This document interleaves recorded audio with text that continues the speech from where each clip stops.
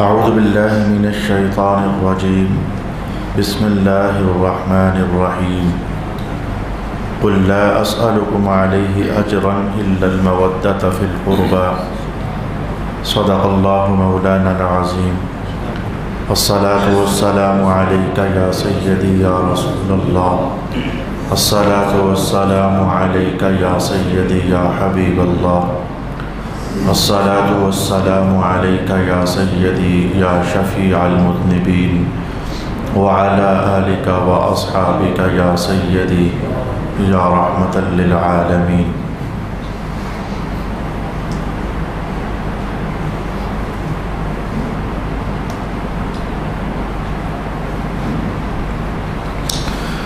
محبوب، آپ ارشاد فرمائیے کہ میں اس تبلیغ رسالت پر تم سے کوئی اجرت طلب نہیں کرتا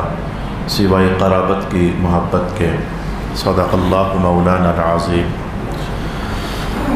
اللہ تعالیٰ کے فضل سے سارا قرآن حکیم ہی اہم ہے، لیکن ان اہم ترین عنوانات میں سے ایک اس آیت شریفہ کے اندر اہم ترین عنوان بیان کیا جا رہا ہے رسول پاک علیہ الصلوۃ والسلام کی قرابت کے حوالے سے۔ میں نے آپ سے عرض کیا ہوا ہے کہ اب جب کہ باقاعدہ ویسے تو ہر سال کہیں نہ کہیں اس آیت شریفہ کو تلاوت کرنے کے بعد رسول پاک علیہ الصلوۃ والسلام کے خانوادہ پاک کی بات، ان کی محبت کی بات، ان کی غلامی کی بات کی جاتی ہے، لیکن اب جب کہ باقاعدہ ہمارے سبقوں میں ایک آیت ہمارا سبق کا حصہ بنی ہوئی ہے، تو آپ جانتے ہیں کہ حسب روایت اور حسب حال اس آیت کے جتنے پہلو ہیں، آئیں بائیں دائیں جتنے تفسیری عنوانات کہے گئے ہیں، وہ سارے مجھے دیکھنے ہیں، امانت کے طور پر آپ کے سامنے رکھنے ہیں۔ دیکھنے کے بعد پھر انشاءاللہ العزیز مجھے آگے بڑھ جانا ہے۔ تو آج میں اس آیت کے شان نزول کے حوالے سے دو چیزیں آپ کی خدمت میں بیان کرنا چاہوں گا۔ بعض اہم تفسیر کی تحقیق یہ ہے کہ اس آیت کا شان نزول وہ لوگ بنے تھے جو مدینہ میں بطور صحابہ موجود تھے، اور دوسری ائمہ تفسیر کا خیال یہ ہے کہ اس سے وہ لوگ مراد ہیں جو مکہ میں رہتے تھے، یعنی جو لوگ سبب بنے ہیں اس آیت کے اترنے کا، وہ مکہ میں رہتے تھے، رسول پاک علیہ الصلوۃ والسلام کے خاندان سے ان کا تعلق تھا لیکن ایمان قبول نہیں کر رہے تھے۔ یہ دونوں طرح کی باتیں میں آپ کے لیے بیان کرتا ہوں۔ شواہد ایسے بھی ہیں جو یہ بتاتے ہیں کہ اس آیت کا شان نزول مدینہ والا ہے، شواہد ایسے بھی ہیں کہ جو بتاتے ہیں کہ اس آیت کا نزول کا جو سبب ہے وہ مکہ والا ہے۔ باقی یہ چیز میں بھی آپ کے لیے بیان کر چکا ہوں کہ صحابہ کی رضوان اللہ تعالی علیہم اجمعین یہ عادت کریمہ ہوتی تھی کہ اگر ایک آیت کسی ایک سبب سے نازل ہوئی ہے تو اس سے ملتے جلتے جتنے بھی واقعات ہوتے تھے تو صحابہ رضوان اللہ علیہم اجمعین ان سب واقعات کو جوڑ دیتے ہوتے تھے کہ یہ آیت اس موقع پر نازل ہوئی، حالانکہ نازل ہونے کا موقع تو کوئی ایک ہوتا، لیکن اس طرح کے ملتے جلتے واقعات، مثلا یہ اس طرح کے کلمات کہ مسلمان جو ہے وہ مسلمان کو تکلیف نہ دے، اب تکلیف نہ دے تو جھوٹ بولنے والوں کے لیے نازل ہوئی، یہ آیت چوری کرنے والوں کے لیے نازل ہوئی، یہ آیت گالم گلوچ کرنے والوں کے لیے نازل ہوئی، تو یہ ساری باتیں ٹھیک ہی ہیں۔ یہ آیت سخت مزاج والوں کے لیے نازل ہوئی، میں نے ایک بطور پاس سے گھڑ کر کے تو عنوان آپ کے سامنے کہنا چاہا، تو یہ ساری باتیں ٹھیک ہی ہیں کہ مسلمان کو تکلیف نہ دے، تو یہ ساری باتیں اس میں شامل ہو سکتی ہیں۔ یہ بات میں نے اس لیے آپ سے کہنا چاہی ہے کہ آیت کا نزول جمہور ائمہ تفسیر کے نزدیک مکہ میں ہے، بعض نے مدینہ بھی قرار دیا ہے۔ یہ دونوں باتیں کیسے ہو سکتی ہیں؟ تو صحابہ کی یہ عادت تھی کہ ملتے جلتے عنوانات کے ساتھ جوڑ دیتے تھے کہ یہ آیت اس لیے بھی نازل ہوئی ہے اور اس لیے بھی نازل ہوئی ہے۔ آئیں ذرا دونوں واقعات ہم سماعت کر لیتے ہیں۔ میٹھا سا عنوان پہلے ہم دیکھ لیتے ہیں، اور جو اس سے کم میٹھا ہے وہ ذرا ہم بعد میں دیکھ لیں گے۔ میٹھا سا عنوان تو یہ ہے جس پر پھر قرآن حکیم کی ایک پوری صورت بھی اتری ہوئی ہے، میں وہ آپ کے سامنے بیان کرنا چاہتا ہوں۔ رسول پاک علیہ الصلوۃ والسلام کی شان اقدس ہمیشہ سے یہ رہی تھی کہ مال سے آپ کو رغبت اپنی ذات کے حوالے سے تو نہیں رہی تھی، البتہ مال دینے کے حوالے سے آپ کو بہت زیادہ رغبت تھی، سخاوت آپ کی عادت کریمہ تھی، بلکہ سخاوت سے بھی اگلے درجے میں یعنی جود اور جواد ہونا، مانگنے والے کم مانگا کرتے تھے، حضور ان کو زیادہ دے دیا کرتے تھے، یہ آپ کی عادت کریمہ تھی۔ بلکہ ابھی تو اسلام کا کلمہ کا اعلان بھی نہیں ہوا تھا، اس سے پہلے ہی یعنی سرکار دو عالم علیہ السلام کی یہ ذاتی وصف تھا کہ مال اللہ سے لے کر فٹافٹ غریبوں میں تقسیم کر دینا ہے۔ پہلی وحی لے کر جب آپ اپنے گھر تشریف لائے تھے تو ام المؤمنین حضرت خدیجہ الکبریٰ رضی اللہ تعالی عنہا نے یہی کلام آپ سے عرض کیا تھا کہ آپ بہت بڑی امانت لے کر آئے ہیں، تو اللہ تعالیٰ آپ کو تنہا نہیں رہنے دے گا،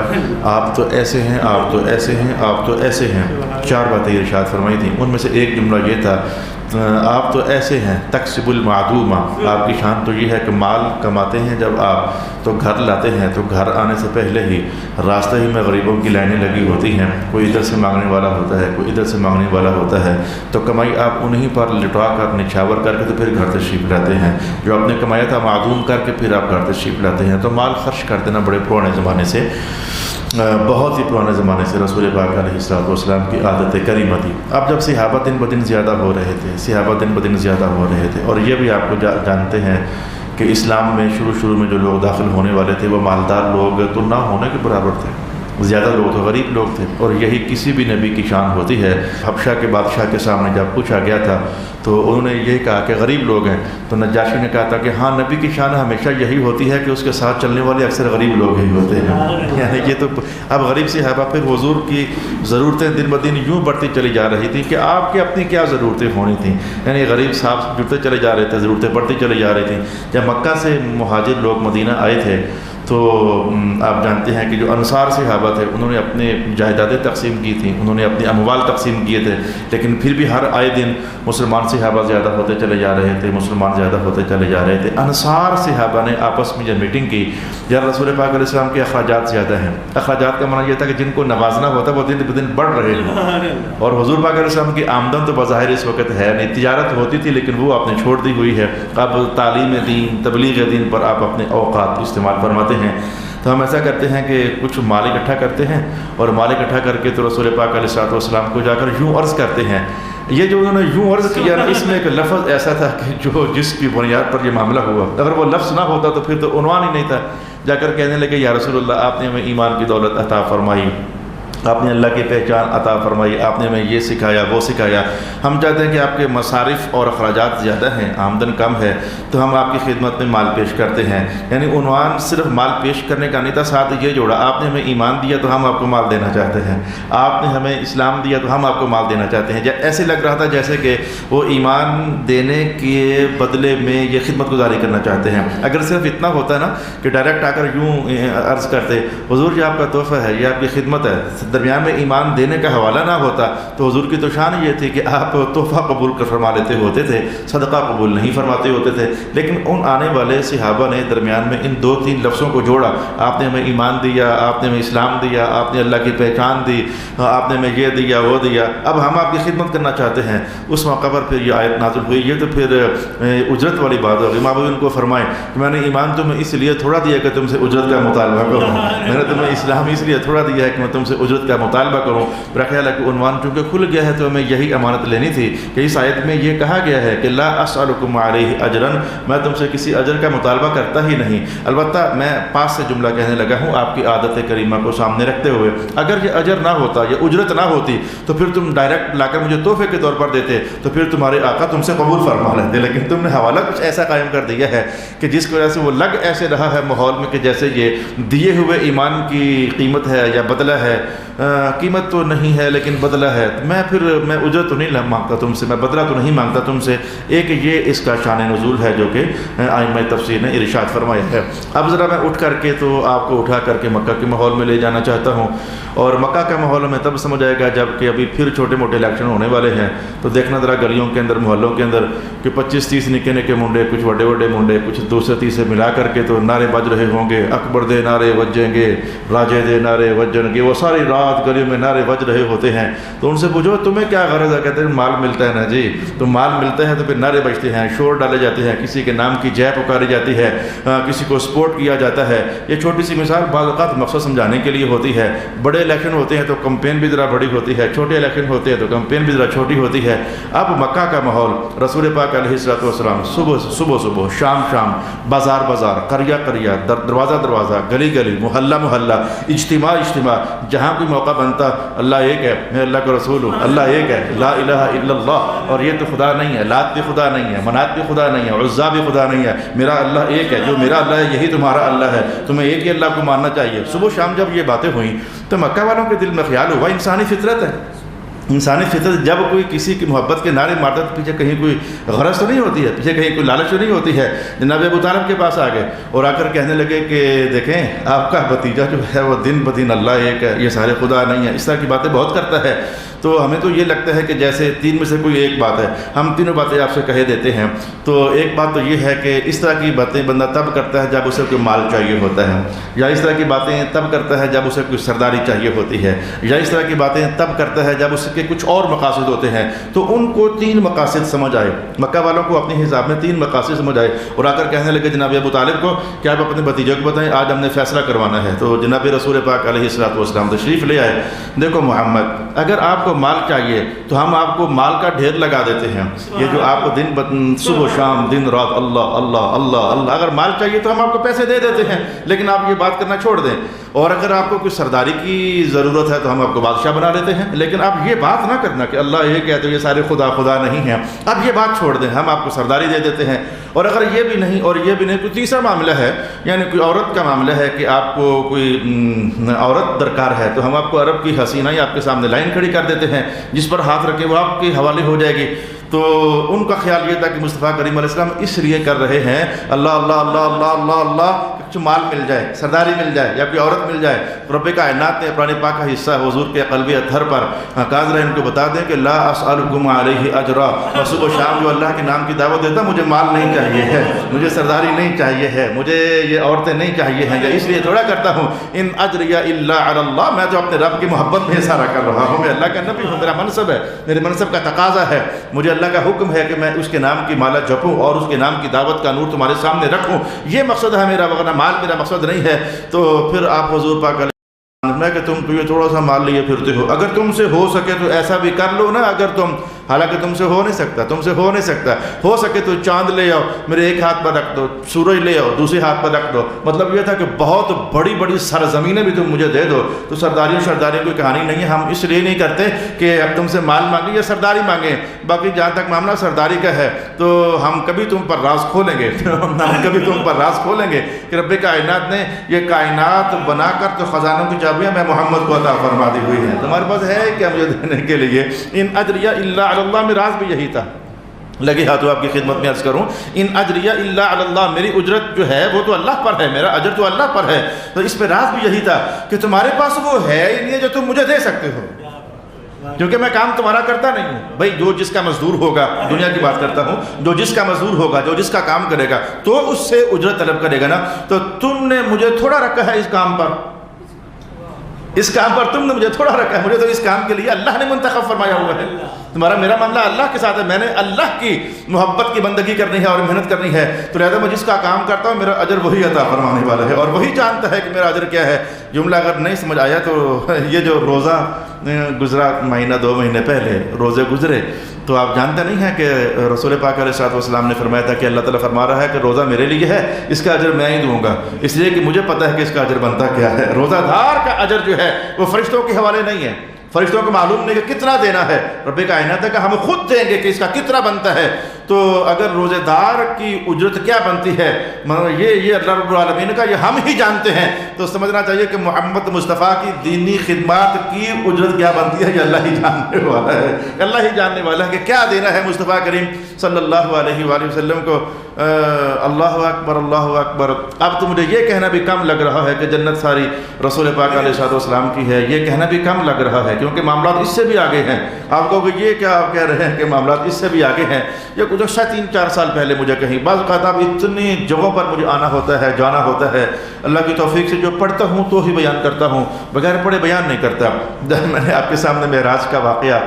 وہ 15ویں سپارے کے اندر بیان کیا تھا، تو آپ ہی میں سے 2-3 بندے کہتے تھے آپ نے وہ بات تو سنائی نہیں ہے، آپ نے وہ بات تو سنائی نہیں۔ میں نے کہا میں نے کوشش تو بڑی کی ہے کہ مجھے مل جائے، لیکن جو کہ مجھے کسی کتاب میں نہیں ملی، میں نے پھر بتائی نہیں ہے۔ ظاہر جب تک میں خود نہیں پڑھوں گا تو میں کیسے بیان کروں گا، میں نے بتائی نہیں ہے۔ تو پڑھتا ہوں تو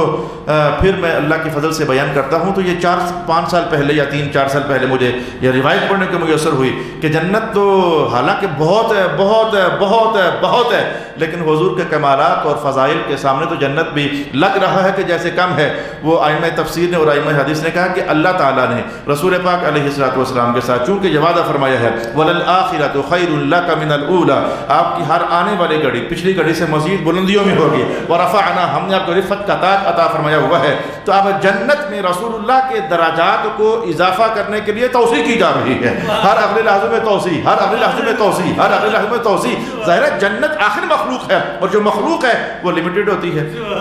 چلو ہمارے حساب سے لمیٹڈ نہ صحیح، لیکن اللہ کے علم پاک میں تو لمیٹڈ ہے نا، وہ لا محدود تو اللہ کی ذات ہے اور اللہ کے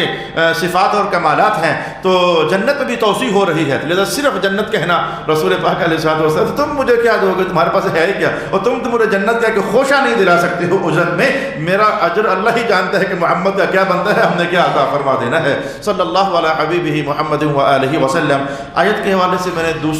دوسرا شان نزول آپ کی خدمت میں بیان کیا ہے کہ یہ بھی کہا گیا ہے کہ انصار صحابہ نے مال جمع کیا تھا اور اس مقصد کے لیے کہ یا رسول اللہ آپ کے اخراجات زیادہ ہیں تو آپ نے چونکہ یہ مہیمان دیا ہے آپ قبول فرما لیں۔ اور دوسرا یہ بھی کہا گیا کہ مکہ والوں کو خیال گزرا تھا کہ شاید رسول اللہ مال چاہتے ہیں، تو کہا مال لے لیجئے، کہا نہیں یہ بات بھی نہیں ہے اور وہ بات بھی نہیں ہے، بلکہ میں کہتا ہوں کہ جب انصار صحابہ نے یہ پیشکش کی تھی کہ آپ ہم سے مال قبول فرما لیں، تو قرآن پاک کیا کہتا ہے، رب کائنات نے کہا کہ وَوَجَدَكَ عَائِلًا فَأَغْنَىٰ۔ یہ ان صحابہ کو اور معلوم ہو رہا ہے کہ حضور کے غلام دن بدن بڑھ رہے ہیں تو اللہ خوب جاننے والا ہے۔ اس کا معنی یہ ہے کہ ہم نے آپ کو پایا کہ آپ کے زیر اثر پلنے والے بہت زیادہ ہوئے جا رہے ہیں، تو آپ کو ہم نے خود ہی غنی فرما دیا۔ یہ میں نے ترجمہ بہت لمبا چوڑا کر دیا ہے، بہت لمبا چوڑا کر دیا ہے۔ یہ عائلی زندگی، خاندانی زندگی، یا رسول اللہ آپ کا ایمانیاتی خاندان بہت وسیع ہوتا چلا جا رہا ہے اور ہر غریب آپ کے ساتھ جڑ رہا ہے، ہر کمزور آپ کے ساتھ جڑ رہا ہے، اور ہم اس بات کو محسوس کر رہے ہیں، ہمیں پتہ ہے کہ آپ کا جو کنبائے ایمان ہے وہ بڑھتا چلا جا رہا ہے، لہذا آپ ادھر ادھر نہیں، ہم نے خود ہی اپنی جناب سے آپ کو غنی فرما دیا ہوا ہے۔ وَوَجَدَكَ عَائِلًا فَأَغْنَىٰ۔ یہ آج کی نشست میں دوسری بات ہے جو میں نے آپ کے لیے بیان کی ہے۔ آج میں آپ کے لیے تیسری، چوتھی اور پانچویں بات کا ٹائٹل یوں قائم کرنے جا رہا ہوں کہ یہ قربا کیا ہے۔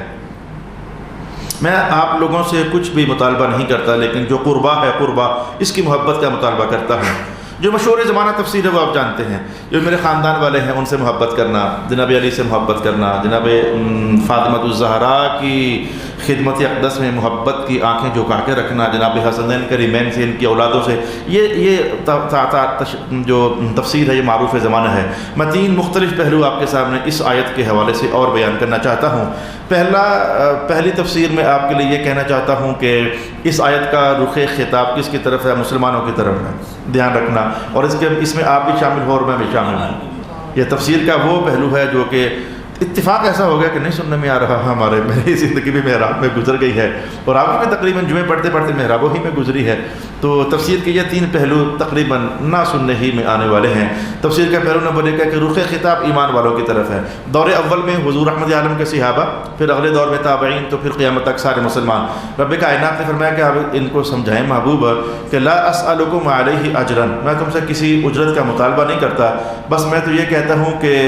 الا المودۃ فی القربى، جو قرابت داریاں ہیں نا تو ان کی جو محبت ہوتی ہے وہ تم آپس میں سلامت رکھنا، آپس میں ایک دوسرے سے پیار کرتے رہنا۔ ٹھیک ہے کہ ایک قربت رشتہ داری کی وجہ سے ہوتی ہے کہ یہ تمہارا باپ لگتا ہے، یہ تمہارا بیٹا لگتا ہے، یہ تمہارا بھائی لگتا ہے، ایک قرابت یہ ہوتی ہے، لیکن ایک قرابت ایمان بھی تو ہوتی ہے۔ انما المؤمنون اخوہ، سارے مسلمان بھائی تو ہیں، نہ کہ میرا چاچا، نہ کہ میرا تایا، نہ کہ میرا بھائی، لیکن ایمان قبول ہو گیا تو چاچا تایا بھاویں نہیں ہیں لیکن بھائی تو لگ گیا ہے نا، تو ایمان کے رشتے کے اعتبار سے میں اور میرا بیٹا دونوں بھائی لگتے ہیں۔ جی بات آپ کہتا ہوں، انما المؤمنون اخوہ، یہ سارے مسلمان آپس میں بھائی ہیں۔ ایمان کے رشتوں کے مطابق آپ اپنے دادا کے ویسے پوترے لگتے ہو، لیکن ایمان کے رشتے کے اعتبار سے آپ آپس میں بھائی لگتے ہو۔ تو یہ جو ایمان کی اخوت ہے، ایمان کا بھائی چارہ ہے، ایمان کی جو قرابت ہے، تو رب کائنات نے سمجھایا یہ ہے کہ محبوب سے کو مجھے تم سے کیا چاہیے، اب بتا میں تم سے صرف یہ کہتا ہوں کہ اب ایمان قبول کر چکے ہو تو اب آپس میں پیار محبت سے رہنا، میں تم سے اس بات کا مطالبہ کرتا ہوں۔ تو یہ تو احکام احکام شریعت میں سے ایک حکم شریعت ہو گیا. مودت فی القربہ، وہ جو قرابت ایمانی ہے، قرابت ایمانی ہے، تو اس کے حوالے سے بس آپ تو یہ بھی مسلمان تو یہ بھی مسلمان تو یہ بھی مسلمان تو یہ بھی مسلمان، اب آپس میں پڑھنا نہ، لڑنا نہ، نفرتیں نہ کرنا، دشمنیاں نہ کرنا، حسد نہ کرنا، بغض نہ رکھنا، بلکہ وہ بھی میرا ہے تو بھی میرا ہے تو وہ بھی میرا ہے تو سارے میرے ہی تو ہو. یا وہ جو ایمان کے تعلق اور قرابت ایمانی کی وجہ سے تم سارے میرے بن چکے ہو نا، میں تم سے کہتا ہوں کہ آپس میں پیار سے رہنا. یہ اس کا ایک پہلو ائمہ تفسیر نے بیان کیا. اور اس پر پھر قرآن پاک سے یہ استشہاد اس آیت سے کیا گیا، والمؤمنون والمؤمنات بعضهم اولیاء بعض، یہ جو ایمان والے ہوتے ہیں یہ بعض دوسرے بعضوں سے محبت کرنے والے ہوتے ہیں اور دوسرے بعض پہلے بعضوں سے محبت کرنے والے ہوتے ہیں. خیر یہ عنوان تفسیر کا ہے، یہ مستقل چیپٹرز بھی ہیں، اس عنوان کی حدیث شریفہ بھی ہیں، اس عنوان کی دیگر آیات بینات بھی ہیں. میں آج پھر ایک بار کیا ہی سکتا ہوں، اور میں کیا کہہ سکتا ہوں، ایک بار کہہ ہی سکتا ہوں نا کہ جتنے مسلمان ہو آپس میں کم از کم ایمان کے رشتے کی قدر کرتے ہوئے، ویسے تو کہتے یار میں میرا دل تو ایسے کہ تھوڑا بندوبست کرا لیکن تمہارے مسیر لگنا ان کی کیا بابا تمہارا مسیر لگنا ہے، تو مسیر ہونے کی وجہ سے چھوڑ دے ہو نا. میں کہتا ہوں مسیر ہونے کی وجہ سے چھوڑو یا نہ چھوڑو الگ بات ہے، یہ کہا کرو رو تم کی بہت جڑا سا پر تو رسول اللہ غلام لگنا. میں اس وجہ سے تمہیں چھوڑنا، کچھ نہ کچھ کہنا لگا تو میں غصہ مجھے بہت چڑھا تھا، لیکن تو میں دونوں ایمانیاتی بھائی لگتے ہیں، رسول اللہ کا نوکر لگتے ہیں، میں اسے تجھے کچھ کہتا نہیں ہوں. یہ روش آ جائے تو بڑا کمال ہے. حسد کو بجھا دو، لڑائیوں کو بجھا، لیکن میں کس کو بتاؤں، بات بات پر قتل، بات بات پر لڑائی، بات بات پر جھگڑا، ایک کی نعمت دوسرے کو برداشت نہیں ہوتی، دوسرے کی ترقی پہلے کو برداشت نہیں ہوتی. بہت دور ہو گئے ہیں ہم، بہت دور ہو گئے ہیں رسول پاک علیہ الصلوۃ والسلام کی رحمت باب تعلیمات سے. خیر میں نے دستک دی ہے، پیغام دیا ہے، اللہ تعالیٰ کرے کسی کا دل پھر جائے اور آئندہ سے. اور میں کہتا ہوں او بھائیو بہت نیچے آ کر کے ہمارے پنجاب میں چلے جاؤ نا، اور کچھ یہاں بھی پوٹھوہار میں بھی کچھ لیکن پنجاب میں چلے جاؤ نا تو ہم دیکھتے ہوتے تھے کہ ہمارے گھر میں کوئی بندہ آ گیا ہے تو والد صاحب فرماتے ہوتے تھے کہ کھانے پینے کا بندوبست کرو بھائی. تو حالانکہ ہمارا چچا بھی نہیں ہوتا تھا، ہمارا تایا بھی نہیں ہوتا تھا، ہمارا کچھ بھی نہیں ہوتا تھا، اور چلو بھائی پانی شانی لاؤ تو یہ خدمت گزاری، تو ہم باغی توڑ کر خدمت گزاری کرتے. اور بعد میں پتہ چلتا یہ ہے کون جی، اور یہ میرا پیر بھائی ہے. پیر بھائی ہے، اور پیر بھائی ہونے کے ناطے میں کہتا ہوں کہ اتنی سیوائیں، اتنی خدمتیں، اتنے جناب علی وہ مہمان نوازیاں اور اتنی دل جوئیاں، یہ میرا پیر بھائی لگتا ہے. پنجاب میں تو میں نے بہت دیکھا، یہاں بھی دیکھا ہے لیکن کم دیکھا ہے. اور بھائی پیر بھائی ہونا بہت نیچے آ جاؤ تو وہ بات ہے. اور یہ میرا رسول بھائی لگتا ہے. یعنی اس نے بھی رسول اللہ کو مانا ہوا، میں نے بھی رسول اللہ کو مانا ہوا ہے. یہ دیکھو میں نے ایک اور انداز بدل کر کے آپ کے دل میں دستک دینا چاہیے. آپ تو نسبتوں کے قدردان لوگ ہو، آپ تو کہتے ہو بھائی میرا پیر بھائی ہو، بھائی میں نے اس کی عزت کرنی ہے، بھائی اس کا اور میرا پیر ایک ہے. تو کبھی یہ نہیں سوچا ہے کہ جس سے لڑائی کرنے جا رہے ہو وجہ کوئی بھی نہیں ہے، اے بھائی بس حسد بغض کچھ بھی وجہ ہی نہیں ہے، تو جس سے لڑائی کرنے جا رہے ہو کبھی سوچا نہیں کہ یہ میرا رسول بھائی لگتا ہے. یعنی اس نے اور میں نے رسول اللہ کا کلمہ پڑھا ہوا ہے. باہر کیا میں نے ایک انداز میں کہنا تھا لیکن پھر دوسرے انداز بھی میں نے کہہ دیا، دستک ذرا اور دے دی تاکہ آئندہ آپ تو کم از کم احساس کرو آپس میں ایک دوسرے کا، آپ تو کم از کم احساس کرو. لا حول ولا قوت الا باللہ العلی العظیم. اچھا جی میں اب آپ کے سامنے ایک لطیفہ بیان کروں گا، پھر تفسیر کا دوسرا پہلو بیان کروں گا. یہ تو میں نے خود دیکھا ترسوں، اور زندگی میں کئی بار دیکھا لیکن میں نے ترسوں دیکھا. دو لطیفے سن لو. یہ پچھلے الیکشن جب ہوئے تو میں کسی دکان کے اندر بازار میں بیٹھا تھا، کوئی کام گیا ہوا تھا کچھ شے لینے کے لیے. تو ایک سیاستدان صاحب مین بازار سے گزرے تو اچانک ان کی نظر مجھ سے پڑ گئی. الیکشن بہت قریب گیا. صاحب السلام علیکم. میں نے دکاندار سے کہا بڑا سلام کیوں کیا ہے؟ وہ کہتا مجھے سمجھ آ گئی ہے، ویسے بھی تو کئی بار آمنا سامنا ہوتا، ویسے تو سلام نہیں کرتے لیکن جب الیکشن قریب ہوئے تو کام پڑ گیا نا. السلام علیکم. میں کہا اچھا جی اللہ بھلا کرے. وعلیکم السلام. جب کام پڑتا ہے تو بندہ تعلق داریاں ڈھونڈتا ہے، حضرات دھیان رکھو. میں ادھر کی بات کہوں گا نا، یہ چھوٹے ماحول کی بات جلدی سمجھ آتی ہے تو پھر انشاءاللہ وہ اونچے ترین ماحول میں چلے جائیں گے. تو بندہ تعلق داریاں ڈھونڈتا ہے. پرسوں کا لطیفہ کیا ہے؟ پرسوں کا اس ترسوں کا لطیفہ کیا ہے؟ ایک صاحب کو دوسرے صاحب سے کام تھا اور وہ دونوں میرے پاس بیٹھے ہوئے ہیں. تو اب چونکہ کام تھا تو کام کیسے نہیں بھیجا جا رہا. رما صاحب اصل کلاس فیل ہو. اچھا جی یہ تو ہو گیا وہ جو میرے ساتھ، یا اب کلاس فیلو کہہ کر کے منع ہوتا ہے کہ بھئی دل نرم ہو تو جو میں نے بات کرنی ہے ذرا وہ آسان ہو جائے اور منزل مجھے حاصل ہو جائے۔ ایک بار انہوں نے کٹھیاں عمرہ کیتا سی، کوئی ادھر کا تعلق ڈھونڈا کوئی ادھر کا تعلق ڈھونڈا، تاکہ جو بات کہنا چاہتا ہوں نا وہ تیرے دل سے قریب ہو جائے اور تو اس پر دھیان کرنے لگ جائے۔ اگر عنوان سمجھ آ گیا ہے، ماحول کی تصویر میں نے آپ کے سامنے رکھی ہے اور ہر جگہ چلتی ہے، دنیا بھر میں ہر جگہ چلتی ہے، قرآن پاک میں بھی یہی تصویر ہے۔ رب کائنات نے کہا تفسیر کا دوسرا پہلو، لا اسألکم علیہ اجرا، محبوب بتاؤ ان کو کہ میں، جناب ابن عباس کا قول سنیں، جناب ابن عباس کا قول انشاءاللہ تفسیر تازہ ہو جائے گی۔ جناب ابن عباس فرماتے ہیں رضی اللہ تعالی عنہ، مکہ کا ہر خاندان، ہر گھر، ہر قبیلہ کہیں نہ کہیں سے محمد مصطفیٰ سے تعلق رکھتا تھا۔ کوئی قریب کا رشتہ دار، کوئی دور کا رشتہ دار، کوئی دور کا رشتہ دار، کوئی قریب کا رشتہ دار، ہر گھر، ہر خاندان مکہ کا رسول پاک علیہ السلام سے کوئی نہ کوئی رشتہ داری کا تعلق رکھتا تھا۔ اب سمجھے رب کائنات نے کہا محبوب ویسے تو یہ مان نہیں رہے ہیں، دشمنیاں کرتے ہیں، آپ کہتے ہو اللہ ایک ہے، یہ آنکھیں دکھاتے ہیں اور آپ کو نقصان پہنچانے کی کوشش کرتے ہیں۔ اب جو انسانوں کی فطرت میں نے بنائی ہے نا، ذرا اس فطرت کو ٹچ کرتے ہوئے یوں کہیں لا اسألکم علیہ اجرا، میں تم سے کچھ مطالبہ طلب نہیں کرتا، پر میں یہ تو کہہ سکتا ہوں نا وہ تو میرا چاچا لگنا ہے، وہ تو میرا بھائی لگنا ہے، وہ تو میرا مسیر لگنا ہے، وہ تو میرا پھپھیر لگنا ہے، وہ تو میرا فلانا لگتا ہے، الا المودۃ فی القربى، تو میرا یہ لگتا ہے تو جو ہماری محبت نہیں ہے آپس میں، اور جو تو میرا یہ لگتا ہے تو ہماری جو محبت نہیں ہے آپس میں، اور جو تو میرا یہ لگتا ہے تو ہماری محبت ہے نا آپس میں، اور اسی محبت کو سامنے کر کے میری بات مان لو کہ اللہ ایک ہے، اللہ ایک ہے، لا الہ الا اللہ محمد الرسول اللہ۔ مجھے اچھا لگا کہ یہ انسانی ماحول میں قرآن پاک نے کدھر دور جا کے ٹچ کیا کہ انسان اپنی بات منوانے کے لیے ادھر کی رشتہ داری ڈھونڈتا ہے، ادھر کی ڈھونڈتا ہے۔ تو مکہ کا تو ہر گھر ہی حضور کا رشتہ دار تھا، مکہ کا تو ہر خاندان ہی رسول پاک علیہ السلام سے تعلق رکھنے والا تھا۔ مولا کائنات نے کہا ذرا اس رشتہ داری کا حوالہ دیں تاکہ ان کو سمجھ آ جائے کہ اچھا اگر اس حیثیت سے نہیں تو چونکہ رسول اللہ علیہ السلام ہمارے کزن لگتے ہیں تو ہم اسی حوالے سے ان کی بات مان لیں، یا ہمارے فلانے کے فلانے بیٹے لگتے ہیں اسی حوالے سے ہم ان کی بات مان لیں۔ یہ تفسیر کا دوسرا پہلو تھا جو کہ بعید السما تھا، بعید السما تھا، دور سے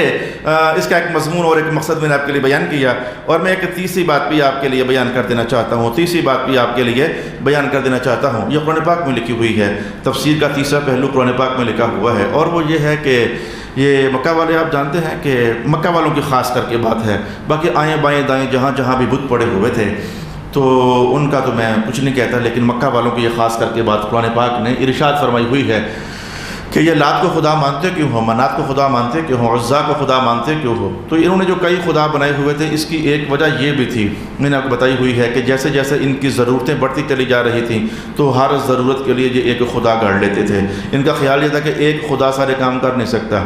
ایک خدا سارے کام کر نہیں سکتا، تو ضرورتیں بڑھ گئیں تو بارشوں والا خدا الگ، دھوپ والا خدا الگ، سردی کا خدا الگ، گرمی کا خدا الگ، شادی ہو رہے اس مقصد کے لیے خدا الگ، تو بیٹے ہو رہے ہیں تو خدا الگ، کاروبار چمک جائے تو خدا الگ، پھر جو کام ہوتا تو اسی خدا کے پاس جاتے۔ ایک وجہ تو یہ تھی کہ خدا ان کے کثیر تھے۔ اچھا دوسری وجہ جو قرآن پاک نے نقل فرمائی وہ کیا ہے کہ ان کے خدا کثیر تھے، تو ان کا مقصد یہ تھا کہ جب کسی بڑی جگہ جانا ہو نا تو وہاں سفارش کروانی ہو تو ایک بندے کی سفارش جو طاقت رکھتی ہے، بندے 2 ہو رہے ہیں تو جان بڑھ جاتی ہے، بندے 3 ہو رہے ہیں تو جان اور بڑھ جاتی ہے۔ اور مجھے بھی اطلاع ہوئی کہ ہماری زمین پر قبضہ ہو گیا تو ہم 200 بندے آئے، میں نے کہا آپ بندوقیں لے کر آئے تھے قبضہ چھڑوانے کے لیے یا ویسے کہا نہیں جی 200 بندہ ویسے ہی بڑا ہوتا ہے، تو ہم ویسے ہی آ گئے تھے، بندوقیں لے کر نہیں آئے تھے۔ ہم آئے تو انہوں نے کہا کہ بس جی اب آپ سے کیا لڑنا، تو وہ چلے گئے۔ تو بغیر لڑائی کے تو بندے زیادہ ہو جائے نا تو جو بات لے کر بندہ آ رہا ہو تو اس کی پاور زیادہ ہو جاتی ہے۔ تو مکہ والے سمجھتے یہ تھے کہ جیسے جیسے ہمارے خدا زیادہ ہوں گے نا، ان میں سے ہر خدا بڑے رب اللہ کی بارگاہ میں قیامت والے دن ہماری سفارش کرے گا۔ عجیب طرفہ تماشا ہے، حالانکہ قیامت کو مانتے نہیں تھے لیکن کہتے تھے کہ ہماری سفارش کرے گا، یہ ہمیں اس بڑے رب سے قریب کرے گا۔ قرآن پاک پڑھو، ما نعبدهم الا ليقربونا الى الله زلفا، ہم ان کی عبادت اس لیے کرتے ہیں اس رب کی تاکہ یہ سارے مل کر کے تو اللہ کی حضور سفارش کرے تو ہمیں اللہ کا قرب دلا دیں۔ ہم یہ سارا کچھ اس لیے کرتے ہیں، اللہ اکبر قرب دلا دیں، اللہ کا قرب اللہ کا، قرابت اللہ کی، قرب اللہ کا، یہ سارے مل کر وہ کام کروا دیں۔ رب کائنات نے کہا محبوب ان کو بتاؤ کہ عنوان تو تمہارا ٹھیک ہے کہ اللہ سے قریب ہونا چاہیے، عنوان ٹھیک ہے کہ اللہ سے قریب ہونا چاہیے، پر یہ جو راستہ تم نے نکالا ہوا ہے نا کہ کئی ربوں کو رب مان کر، کئی بتوں کو رب مان کر تو پھر ان کے ذریعے اللہ تک جایا جائے، یہ راستہ ٹھیک نہیں ہے۔ عنوان ٹھیک ہے کہ اللہ سے قریب ہونا چاہیے، لیکن یہ راستہ ٹھیک نہیں ہے. تو ان کو محبوب بتاؤ کہ